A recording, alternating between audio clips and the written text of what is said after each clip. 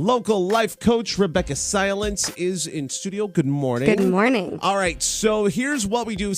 It amazes me. Like, we've been doing this for a while now, but every week I get more and more people being like, I just got turned on to you guys for the first time. So I feel like weird, setting the table every week, but Right. it really is, this could be the first time for somebody. Sure. So here's what we do. You are a life coach, which is different from a therapist, and explain how this works. I actually am a therapist. I have a background in counseling, a master's in counseling, but I'm calling myself a life coach because this work is very solution focused, and we're not focusing on the problem. We're focusing on the goal and what's in the way of you achieving it, whether it's emotional blocks, patterns, or faulty belief systems. We deal with all of that so that you can actually create different results in your life. And if you are a business, if you have some sort of an organization, if you are a school and want Rebecca to come and do a talk, doesn't matter what the focus is, she can absolutely do that, and bring me along as well, which would be Sure. which is it's always interesting when you and I get together. Definitely. It absolutely is. So here's how it works. You go to cnykiss.com and you tell us your story. You tell us your situation anonymously, and then we will handle it here on the air for free.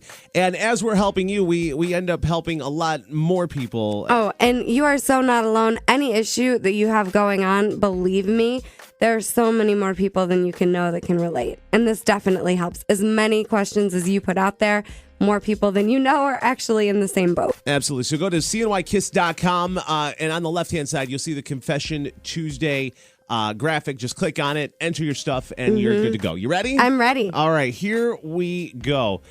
I listen to you guys every Tuesday. You guys crack me up. Let's see here. You always seem to give people honest advice. What would you do if a so-called friend dates your ex of 3 years 2 weeks after you two broke up? This is a great question. And a lot of you might know, I never know what we're going to talk about before I get the question. And that's by design. You're right. welcome. Yeah. I mean, I just hear the question and we roll. But you're definitely not alone in this one. I think, first of all, it's so important to understand that if you are requiring something or needing something from your friends, you got to make sure they know. So my first question is, have you already had a conversation with this friend that you're still in grieving stage and you're still having a hard time dealing with the breakup? Because people will not be able to read your minds, right? And we often, especially in relationships, right? This is February, it's Valentine's Day month. For any couple out there, get that while you might be saying one thing, you may be contradicting yourself in your actions. So mixed messages can be really confusing. Okay, so say that again, because what you say you want and what you actually want could be two completely different things. Is that what you're saying? Absolutely. I'm saying be careful with your mixed messages because I'm seeing, all right, if I have this pair of best friends and the one is like, yeah, screw that guy. I'm so over it. That was a terrible relationship. I'm so clear that wasn't ever going to work. I'm so done. I'm never going to talk to him again. You're acting like you're totally cool. Right. And then the friend's like, okay, great. She's cool or he's cool. Game on. Right. Like, wait a minute. I thought you were done. Now, of course, in relationships, whether it's romantic or a friendship, communication is important. Right. But I'm just suggesting that you're half of any relationship you're in. So in this experience where the friend now you're feeling betrayed is what it sounds like, you half set that up, the betrayal. So where did you communicate or not? And where did you send mixed messages is my first question. Now, if you were absolutely clear, communicating, and the person went ahead and did it anyway, I want you to think about the fact that, number one, you did let the person go. The relationship's over. Whether they let you go or you let them go, it's done. So, of course, we want the other person to be happy eventually. You might be mad at them right now. I'm glad you threw eventually in there. Right. I understand. You might be mad right now. You might not quite be ready for them to be happy, but the goal, hopefully, is that at some point we're all happy eventually, right? Eventually.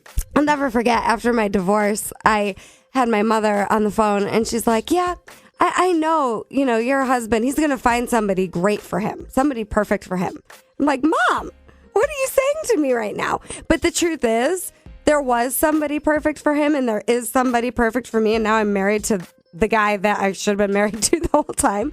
And that's okay. It's so important to get, if this wasn't a good fit, next, somebody else will be the good fit. But the thing that really jumps out at me with this is the timeline. I understand. The timeline, because, if you are with somebody for 3 years and then all of a sudden, your supposed BFF is, hooking up with them and whatever, 2 weeks later, that's a little close for comfort, even if you do communicate. But see, I'm saying 2 weeks, 2 years. I don't know if the time actually makes a difference in this case.